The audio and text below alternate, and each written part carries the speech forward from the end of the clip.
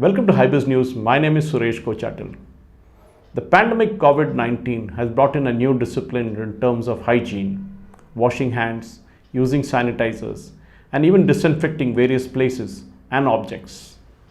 But beyond that, the question is change of culture. Have we in India suddenly realized that keeping ourselves clean, keeping our surroundings clean, keeping it disinfected makes a lot of difference?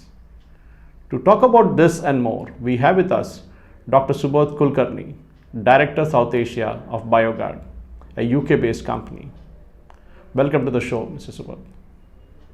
So the first question, obvious question would be, how does this culture evolve suddenly now? And where you as a company, you're already ready, you are here in India for the last 5 years. How did you foresee such a thing happening? I'm Dr. Subodh and I'm working for BioGuard Hygiene. It's a UK-based company. We have been in the market for last 5 years now, and we wanted to get something which actually would help people of India.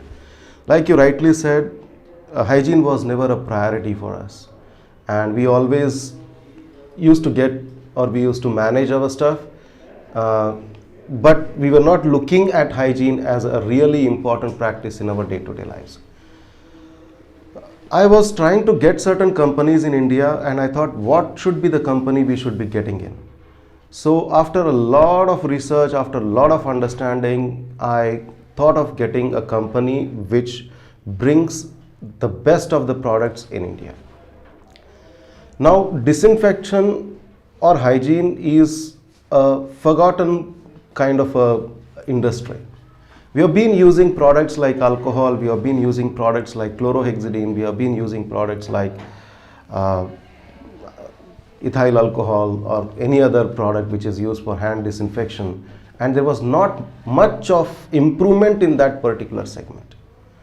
So what we decided is to get a particular product which is a user friendly, that means which is safe to the individuals, which is safe to the environment, and also which doesn't harm the individual even if we are using it for a long duration of time.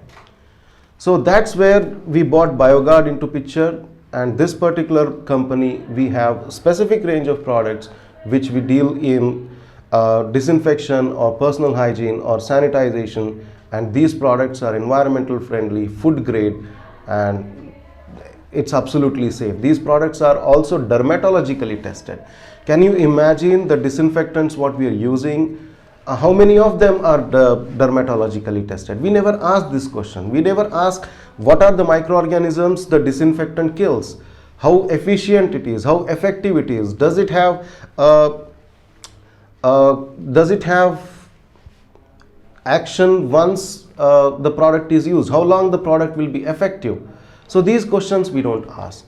So that was the reason we got this company into India, and now we are 5 years, we are operating this company.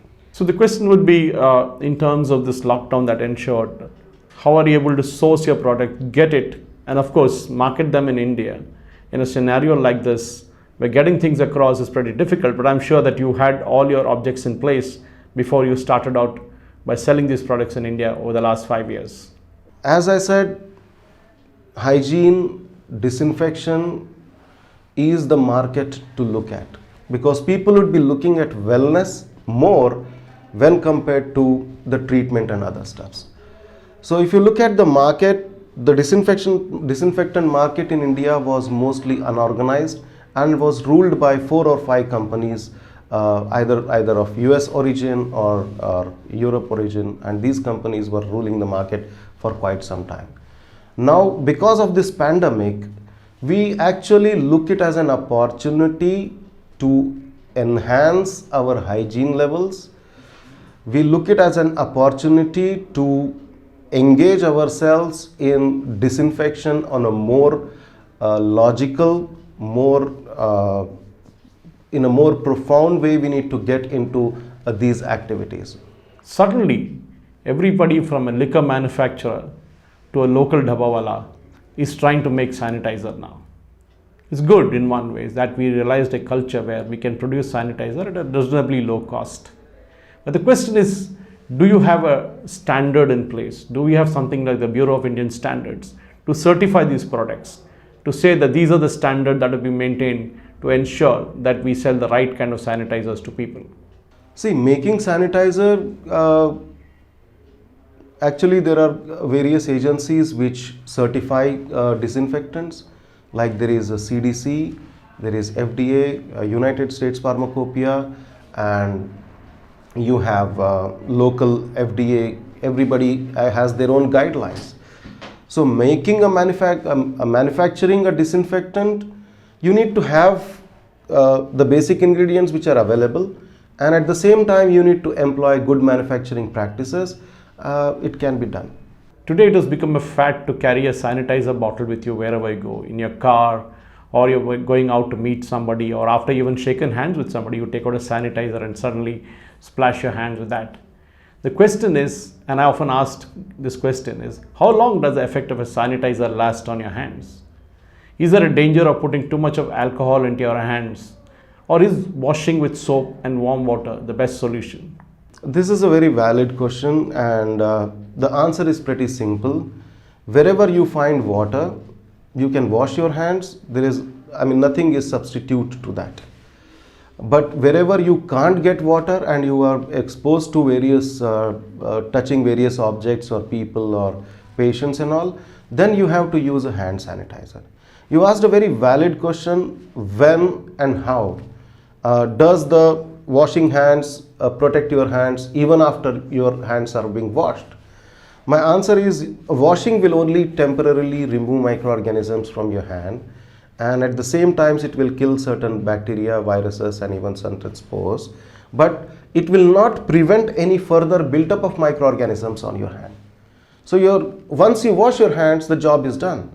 Then again there is accumulation of microorganisms on your hand. Same stands true for alcohol-based disinfectants also.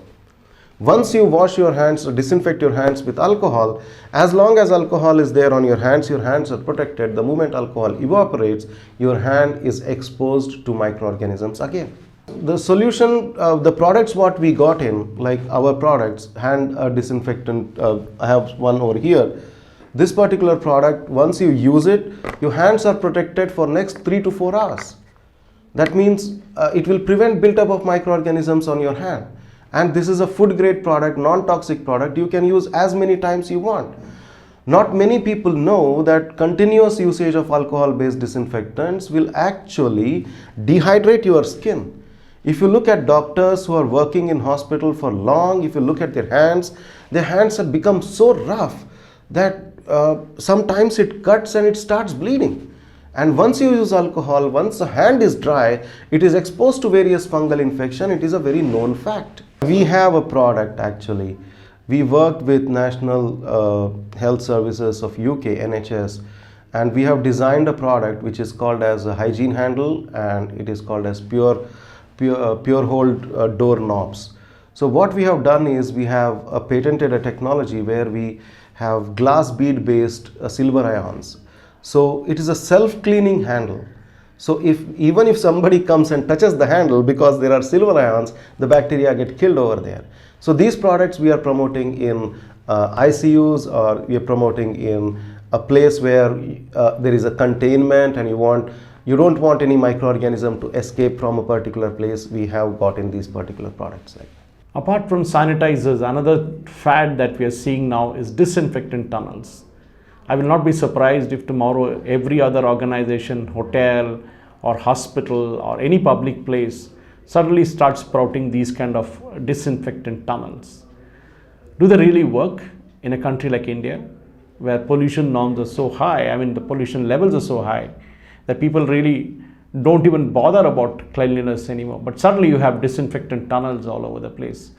Is it really working?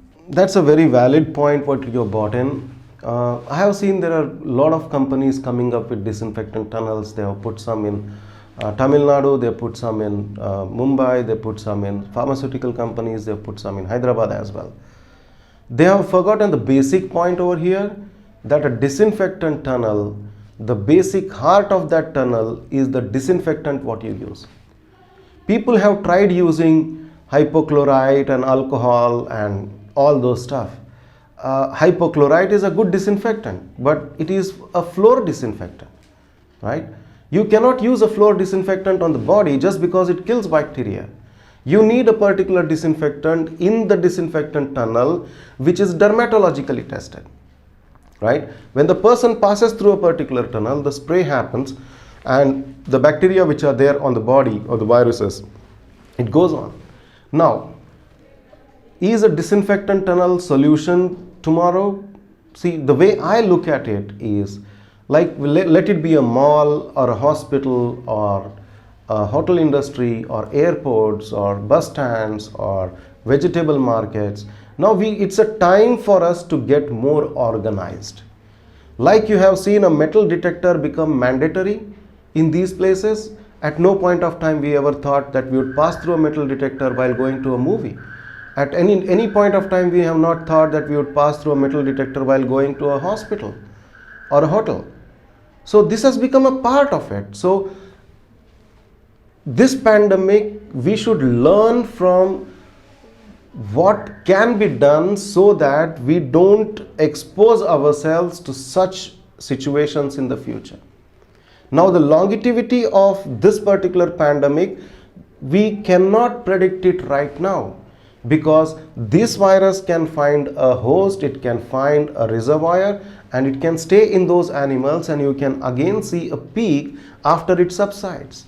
So we have to be more cautious now, use this as an opportunity to engage ourselves into disinfectant practices, into hygiene practices, so that we avoid such situations in the future.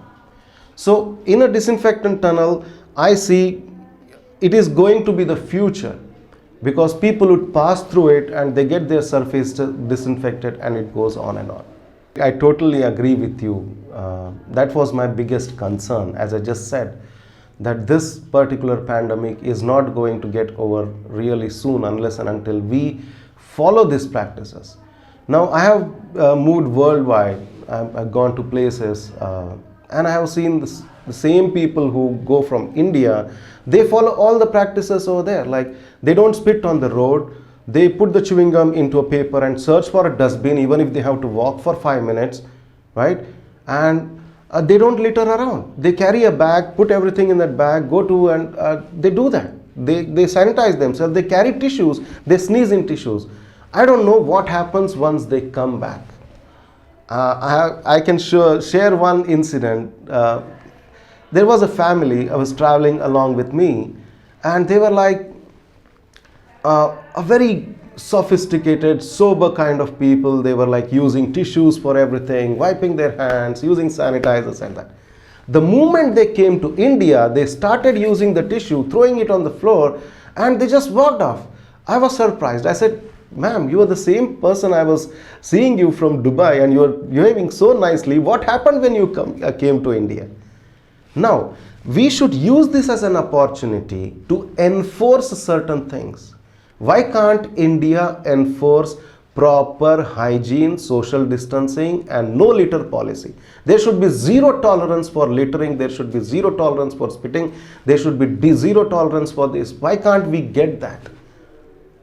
That was Dr. Subodh Kulkarni, Director South Asia of BioGuard, speaking to us at HiBiz News about sanitizers, cleanliness, keeping ourselves clean, and of course, talking about the road ahead.